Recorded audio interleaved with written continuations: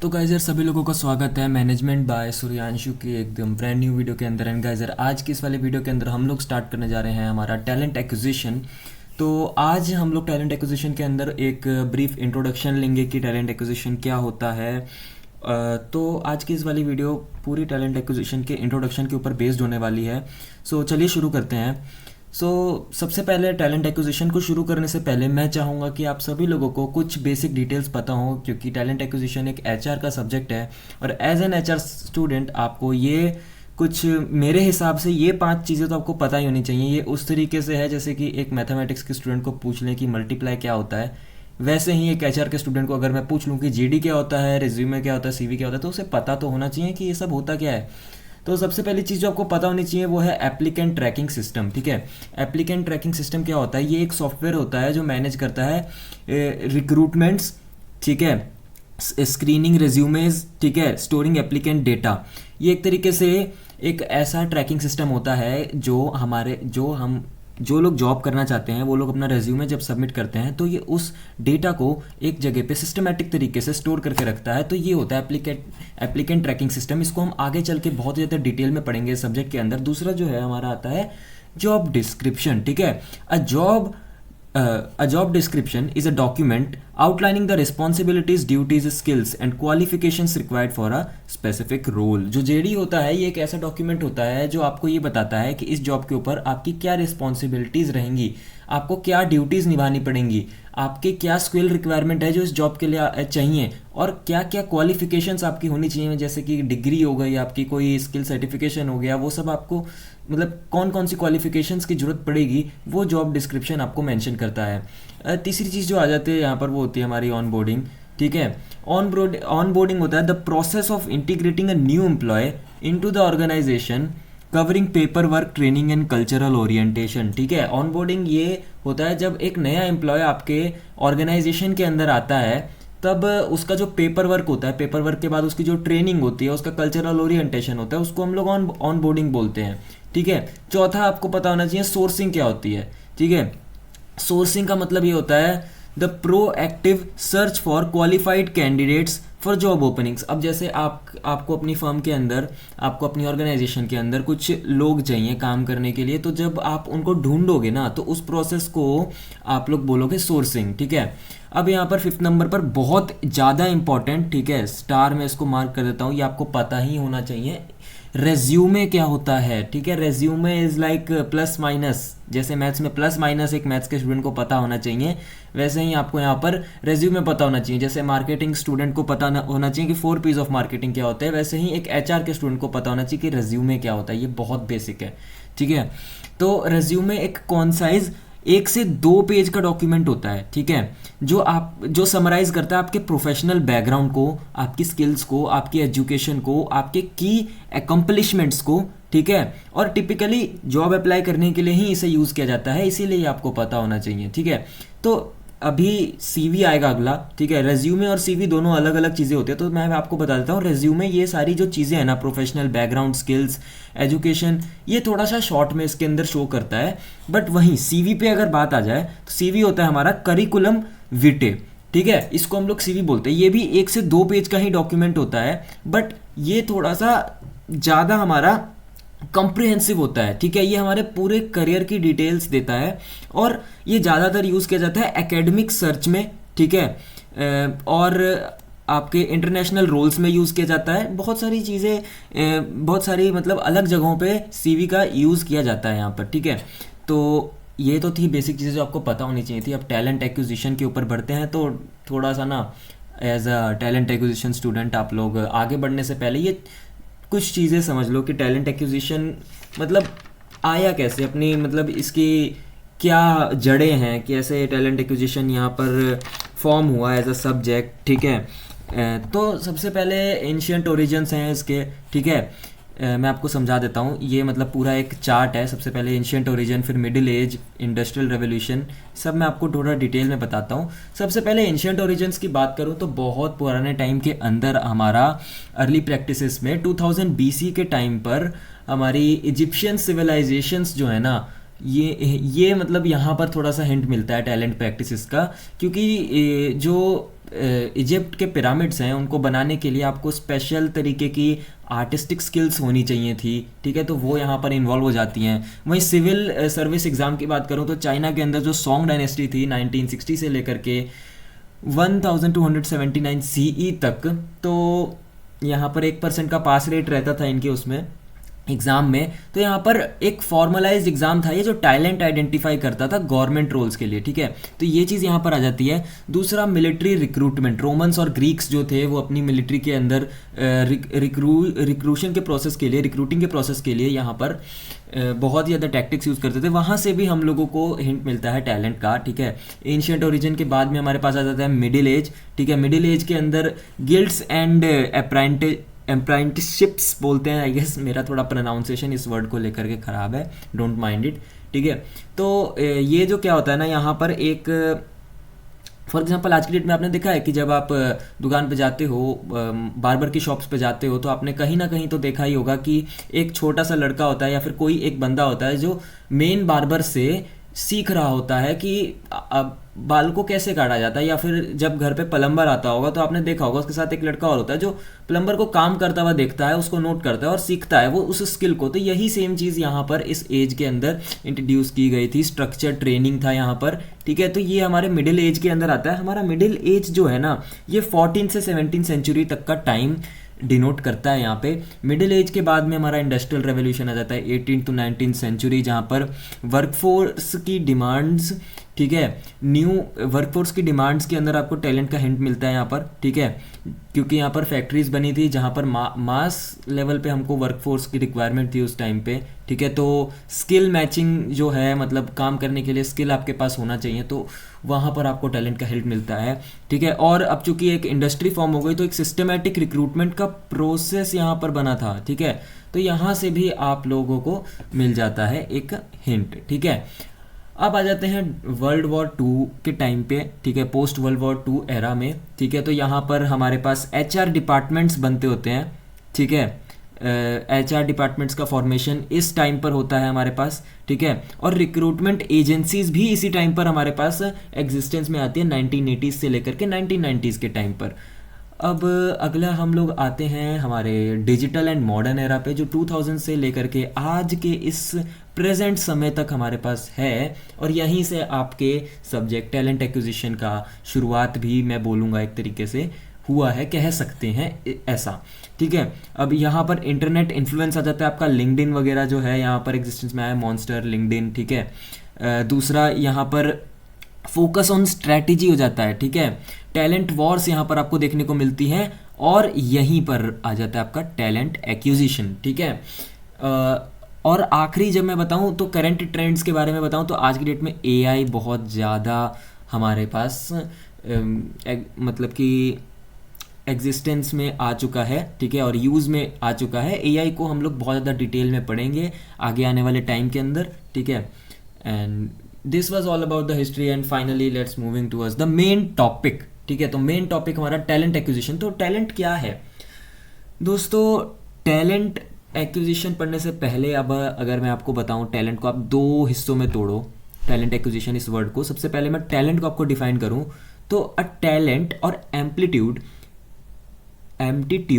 Is the natural ability to do something better than most of the people, ठीक है। एक talent ऐसी चीज़ होती है, कोई ऐसा स्किल होगा या फिर कोई ऐसा मतलब कोई आर्ट होगा, कुछ भी हो सकता है जो आप दूसरे लोगों से अच्छा कर सकते हो। जैसे कि डांस भले ही मैं अच्छा ना कर सकता हूँ लेकिन आप बहुत अच्छा कर सकते हो। डांस हम दोनों ही करते हैं लेकिन आप ज़्यादा अच्छा करते हो मेरे से। गाना हम दोनों ही गाते हैं लेकिन आप ज़्यादा अच्छा गाना गाते हो, तो वो आपका एक टैलेंट हो गया, ठीक है। एक्विजिशन की बात करें तो ये होता है एक एक्ट ऑफ गेनिंग, ठीक है, gaining, obtaining, buying something such as assets, skills और अनदर कंपनी, ठीक है। एक्विजिशन का मतलब गेन करना, किसी चीज़ को अपने पास ले लेना, ठीक है। ऑब्टेन करना, ये आप खरीद के कर सकते हो, ठीक है। तो ये चीज़ आ जाती है। और इसका एक एग्जांपल दूँ, जैसे कि आप कोई एसेट ले रहे हो, कोई स्किल ले रहे हो, स्किल मतलब कि कोई एम्प्लॉय वगैरह आप अपनी कंपनी के अंदर हायर कर रहे हो या फिर आप पूरी की पूरी दूसरी कंपनी खरीदे हो, तो उसे एक्विजिशन बोलते हैं। अब इन दोनों चीज़ों को अगर मैं कंबाइन कर दूं तो आप टैलेंट एक्विजिशन को बहुत ही अच्छी तरीके से डिफाइन कर पाओगे। ठीक है, तो अब मैं आपको टैलेंट एक्विजिशन बताता हूँ क्या होता है। Talent acquisition is the strategic long term, ठीक है, ये बात हमेशा ध्यान रखना, टैलेंट एक्विजिशन एक लॉन्ग टर्म प्रोसेस है, sourcing, attracting, hiring highly skilled workers to meet an organizations evolving needs. ठीक है, टैलेंट एक्विजिशन एक ऐसा लॉन्ग टर्म प्रोसेस है जहां पर आप सोर्स करते हो, सोर्स मतलब ढूंढते हो, ढूंढने के बाद में मतलब आप टैलेंट को ढूंढते हो, ढूंढने के बाद में उसको आप अट्रैक्ट करते हो, ठीक है, अपनी ओर लाते हो कि मेरी फर्म में आओ, मेरी ऑर्गेनाइजेशन में आओ, उसके बाद में आप उसको हायर करते हो। ठीक है, मतलब वो जो भी वर्कर है, वो हाईली स्किल्ड वर्कर, उसको आप हायर करते हो ताकि आप अपनी ऑर्गेनाइजेशन की नीड्स को पूरा कर पाओ। ठीक है, अपनी अपनी ऑर्गेनाइजेशन की इवॉल्विंग नीड्स को पूरा कर पाओ। फॉर एग्जांपल आज की डेट में सब लोग एआई की तरफ शिफ्ट कर रहे हैं, तो आप किसी ऐसे को ला पाओ अपनी फर्म के अंदर जो एआई के अंदर बहुत अच्छा हो। ठीक है, ये चीज़ है टैलेंट एक्विजिशन। ठीक है, अब टैलेंट एक्विजिशन मैंने बताया आपको कि आप अपनी फर्म के अंदर कुछ नए एम्प्लॉयज़ या कुछ नए लोगों को लेकर के आ रहे हो, तो आपके दिमाग में एक सवाल तो उठ करके आया होगा कि ये रिक्रूटमेंट भी तो सेम है, यही चीज़ होती है, बट नहीं, रिक्रूटमेंट एक अलग चीज़ होती है। ठीक है, रिक्रूटमेंट क्या होता है कि ये actively seeking out, finding and hiring candidates for a specific position और job. Recruitment is overall process of identifying, sourcing, screening, shortlisting, interviewing and hiring candidates for jobs within an organization। ठीक है, तो अगर मैं आपको मोटा मोटा बताऊं तो रिक्रूटमेंट ना इस तरीके से है कि वो फोकस नहीं करता है लॉन्ग टर्म पे। ठीक है, वो बस जल्दी जल्दी बस आप अपनी फर्म के अंदर किसी को ले करके आते हो। ठीक है, फॉर एग्जांपल मैं आपको एक एग्जांपल देता हूँ, मेरी एक फर्म है, ठीक है, और वहाँ पे 2 मशीन्स लगी हुई हैं और वहाँ पे 2 लोग काम कर रहे हैं। ठीक है, और मैं एक दिन के अंदर फॉर एग्जांपल 100 जैकेट्स का प्रोडक्शन करता हूं, बट मेरे को अब आ जाता है अगले हफ्ते के लिए टारगेट कि मुझे 600 जैकेट्स का प्रोडक्शन करना है और मुझे इस चीज़ के लिए वर्कफोर्स चाहिए, तो मुझे 2 लोगों से हटा करके वहाँ पर मुझे 6 लोग करने पड़ेंगे। तो यहाँ पर 4 लोगों की मुझे इंस्टेंटली ज़रूरत पड़ रही है। तो जो इंस्टेंटली ज़रूरत पड़ रही है, तो अब मैं 4 लोगों को ढूंढूंगा, उनको मशीन चलानी आती है या नहीं आती है, ये बात मैं पता लगाऊंगा और अपने फर्म के अंदर ले करके आऊँगा। ये जो भी चीज़ मैं कर रहा हूँ, ये मैं जल्दबाजी में कर रहा हूँ, तो मैं इसको रिक्रूटमेंट कह सकता हूँ। लेकिन वहीं अगर जो 2 लोग वहाँ मशीन चला रहे हैं, मैं प्लान कर रहा हूँ कि मैं वहाँ पे एक तीसरी मशीन लगाऊँ और वहाँ पर भी एक आदमी को या 2 आदमियों को मैं ले करके आऊँ, और मुझे इस काम में कोई जल्दी नहीं है।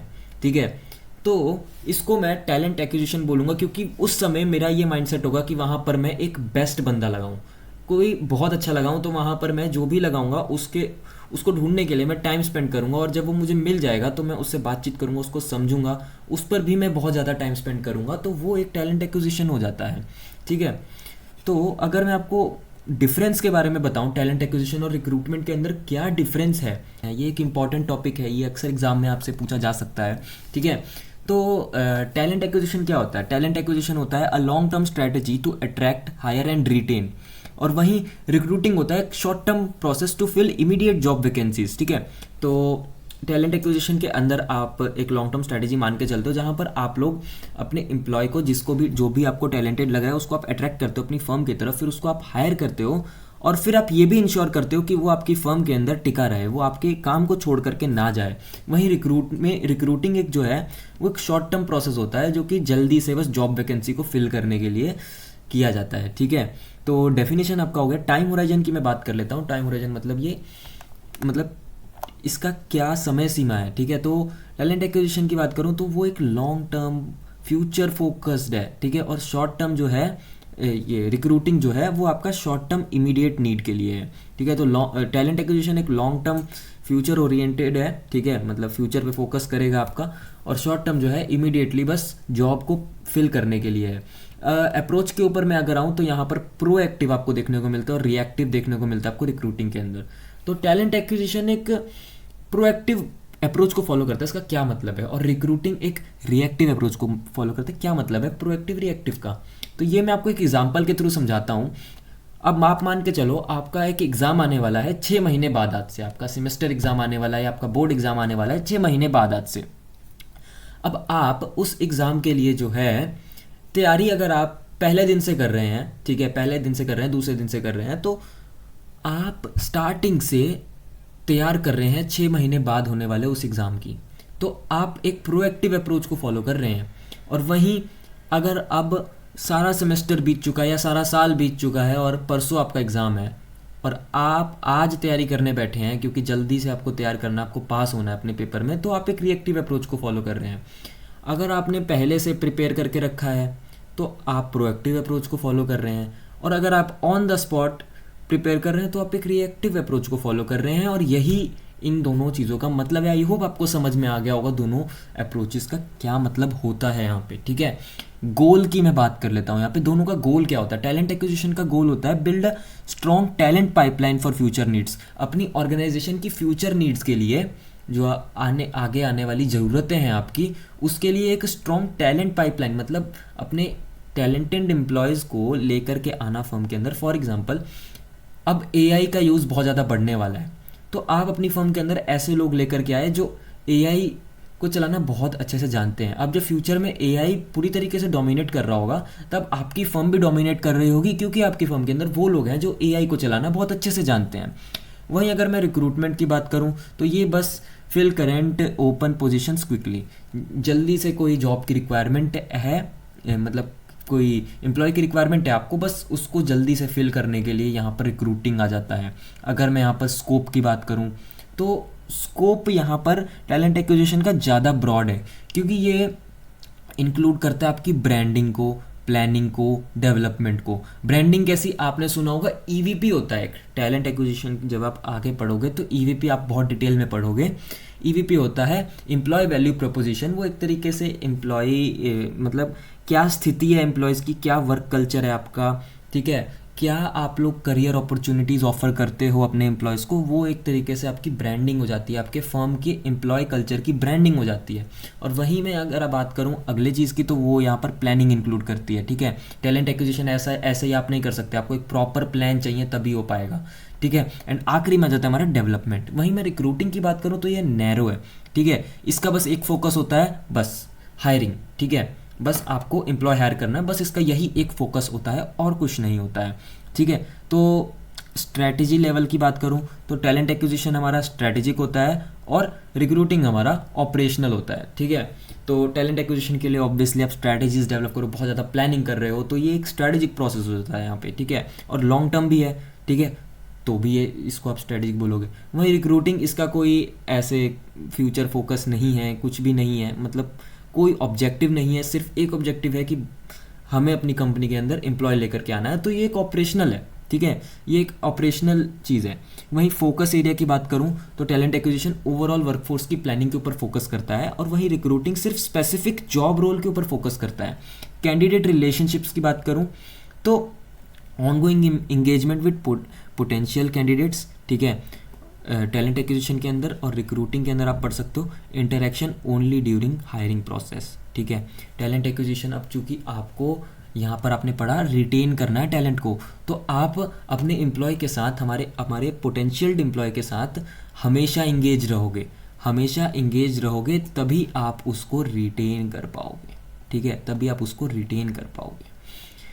वहीं रिक्रूटिंग के अंदर बात करूँ तो सिर्फ हायरिंग प्रोसेस के दौरान आप अपने एम्प्लॉय से बात कर पाते हो, जैसे इंटरव्यू ले रहे हो तब, या ट्रेनिंग चल रही है तब, ठीक है। वहीं एम्प्लॉयर ब्रांडिंग की बात करें तो strong focus on company image and attractiveness, ठीक है।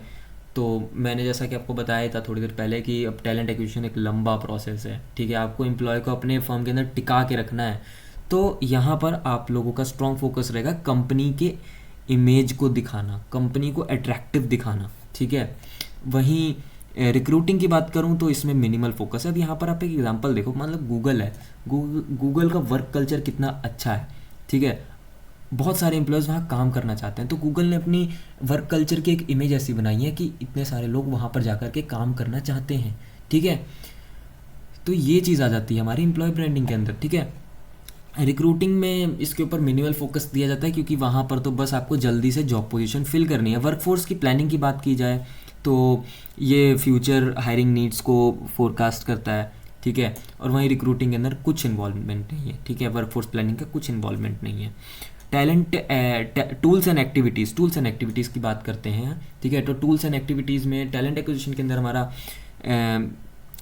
ये कैंपस हायरिंग होती है, ठीक है, नेटवर्किंग होती है, एम्प्लॉयर ब्रांडिंग होती है, ये सारे टूल्स यहाँ पर यूज़ करे जाते हैं, ठीक है। कैंपस के अंदर टैलेंटेड बच्चे जो यंग माइंड्स हैं उनको वहीं से डायरेक्टली उठा लिया जाता है अपनी फर्म के लिए, ठीक है, अच्छे पैकेजेस, अच्छे ऑफर्स दे करके कैंपस रिक्रूटमेंट के थ्रू। वहीं मैं रिक्रूटिंग की बात करूं तो यहाँ पर जॉब पोस्टिंग्स, ठीक है, रेज्यूमे स्क्रीनिंग और इंटरव्यूज़ यहाँ पर मेन टूल्स प्ले करते हैं, ठीक है। डिसीजन मेकिंग पे अगर हम आए तो टैलेंट एक्विजिशन हमारा डेटा ड्रिवन एंड प्लान्ड होता है, ठीक है, और रिक्रूटिंग जो है हमारा क्विक होता है, क्विक एंड नीड बेस्ड होता है, क्योंकि नीड बेस्ड, ये बहुत इंपॉर्टेंट है, नीड बेस्ड होता है, ठीक है। जब आपको ज़रूरत पड़ रही है बहुत ज़्यादा, मतलब अब एक इमरजेंसी आ गई, जैसा कि मैंने आपको बताया कि अब मुझे अगले हफ्ते ही 300 जैकेट्स का प्रोडक्शन करना है और अपना ऑर्डर को डिलीवर करना है, मुझे 4 और लोग चाहिए, तो जल्दी से मैं रिक्रूट करूँगा, तो ये क्विक और नीड बेस्ड होता है, ठीक है। मैं वहाँ पर ये नहीं देखूँगा कि ये फ्यूचर में बंदा काम कर पाएगा मेरे यहाँ पर, मेरे साथ टिका रहेगा, ये सब नहीं देखूँगा। मैं बस जल्दी से उस दौरान उस एम को, उस ऑब्जेक्टिव को पूरा करने के लिए एक बंदा लेकर के आऊँगा अपनी फर्म के अंदर, तो ये नीड बेस्ड होता है। इंडस्ट्रियल यूसेज की बात कर लेते हैं, ठीक है। तो इंडस्ट्रियल यूसेज के अंदर आपका आ जाता है common in large organisations and growing companies, ठीक है। तो अगर मैं आपको बताऊं टैलेंट एक्विजिशन किस टाइप के लोग कर सकते हैं, ठीक है, तो यहाँ पर आ जाएगा आपका सीधा सीधा जवाब, बड़ी ऑर्गेनाइजेशंस, क्योंकि बड़ी ऑर्गेनाइजेशंस ही लंबे गोल्स पे फोकस करती हैं, ठीक है। कोई छोटी मोटी फर्म्स नहीं फोकस करेंगी, लंबी मतलब बड़ी ऑर्गेनाइजेशंस और आपकी ग्रोइंग कंपनीज जो हैं इस चीज़ के ऊपर फोकस करेंगी, ठीक है। वहीं रिक्रूटिंग सभी ऑर्गेनाइजेशंस में यूज़ होता है, क्योंकि रिक्रूटिंग तो बहुत बेसिक प्रोसेस है अपने फर्म के अंदर एम्प्लॉय लेकर के आने का, लेकिन टैलेंट एक्विजिशन को बड़ी फर्म्स ही करती हैं या फिर ग्रोइंग फर्म्स करती हैं जो बहुत अच्छा प्रॉफिट अब इस टाइम पे कमा रही हैं और उनको ग्रो करना है, तो वो ग्रो कर पाएंगे तभी जब उनके पास अच्छे एम्प्लॉयज़ और अच्छे लोग होंगे। आउटकम की बात करते हैं यहाँ पे, ठीक है, आउटकम क्या निकल के आता है, तो टैलेंट एक्विजिशन का आउटकम यहाँ पर निकल के आता है सस्टेनेबल टैलेंट पाइपलाइन, ठीक है। और रिक्रूटिंग की बात करूँ तो वहाँ पे निकल के आता है इमीडिएट हायरिंग सॉल्यूशन, ठीक है।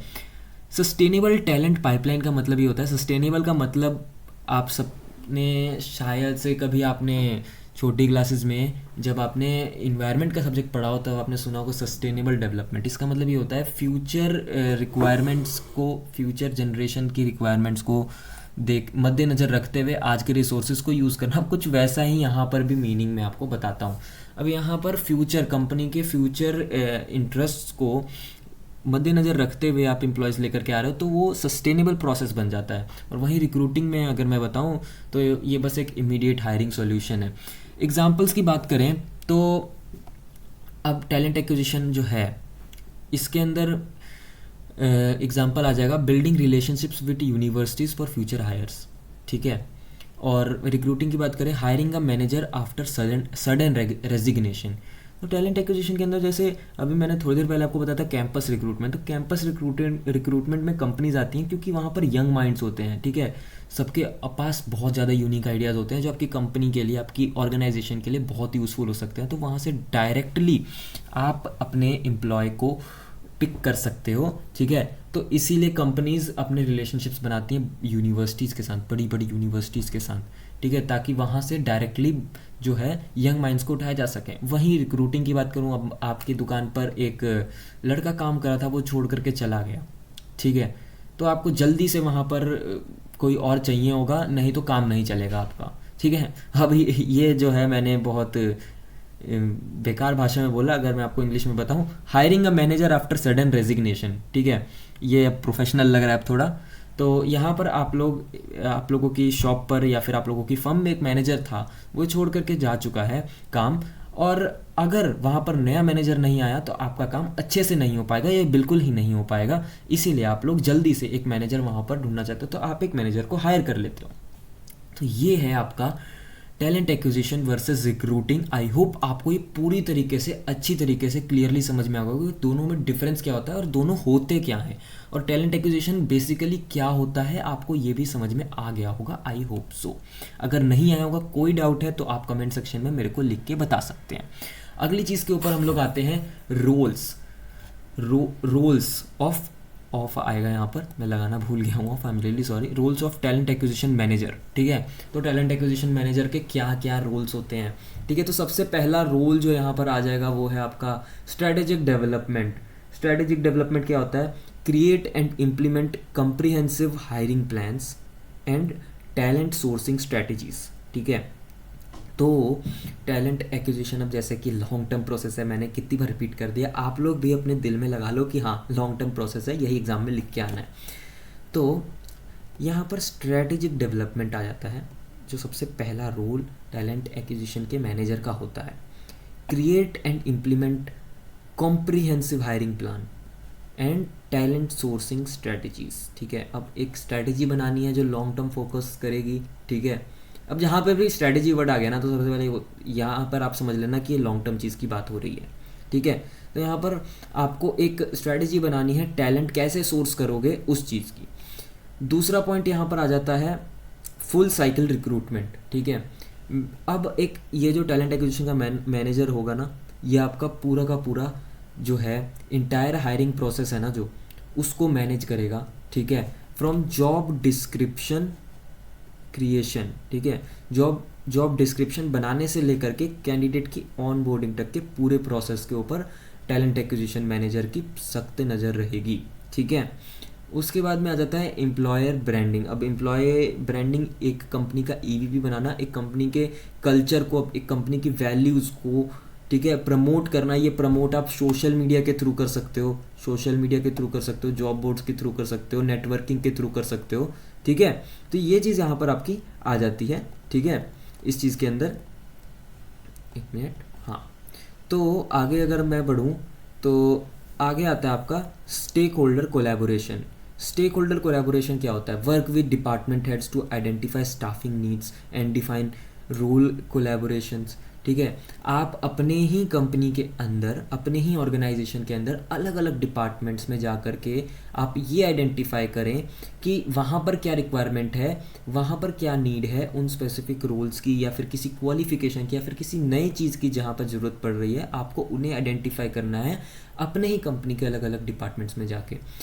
फिर आ जाता है आपका टीम लीडरशिप। टीम लीडरशिप क्या है? Lead, monitor and motivate team of recruiters और कोऑर्डिनेटर्स। जो आपकी पूरी पूरी ओवरऑल टीम है रिक्रूटर्स की, ठीक है, या कोऑर्डिनेटर्स की, उनके मोटिवेशन का काम भी आपके ऊपर आ जाता है, क्योंकि ये एक बेसिक लीडरशिप है, ठीक है। लीडरशिप का रोल है। अगर आप एक टैलेंट एक्विजिशन मैनेजर हो तो आपको ये निभाना ही पड़ेगा।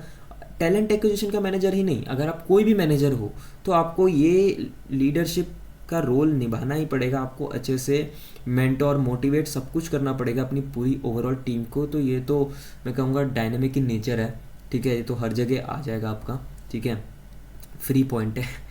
अगला आ जाता है आपका डेटा एनालिसिस, ठीक है, मॉनिटर रिक्रूटमेंट मैट्रिक्स, ठीक है, ये बहुत इंपॉर्टेंट है, ठीक है।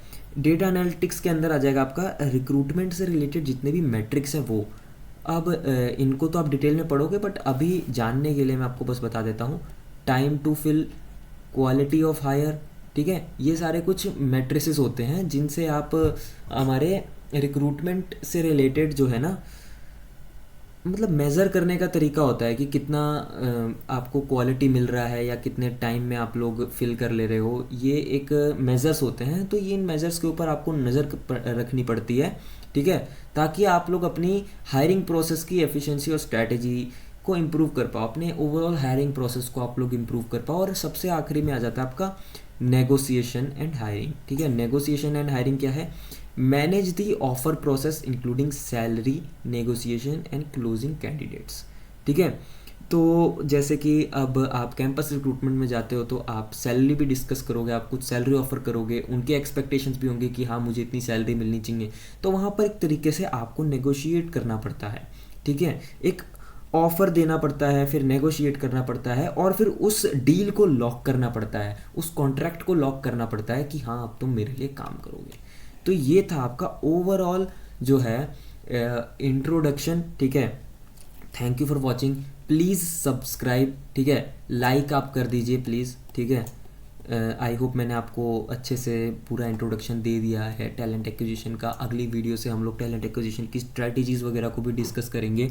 So please leave a like, subscribe, and अगर मेरे टीचिंग के वे में आपको कुछ भी समझ नहीं आया या कुछ फीडबैक आप लोग देना चाहते हो तो कमेंट बॉक्स के अंदर आप लोग लीव कर सकते हो। थैंक्स फॉर वॉचिंग, मिलते हैं अगली वीडियो में।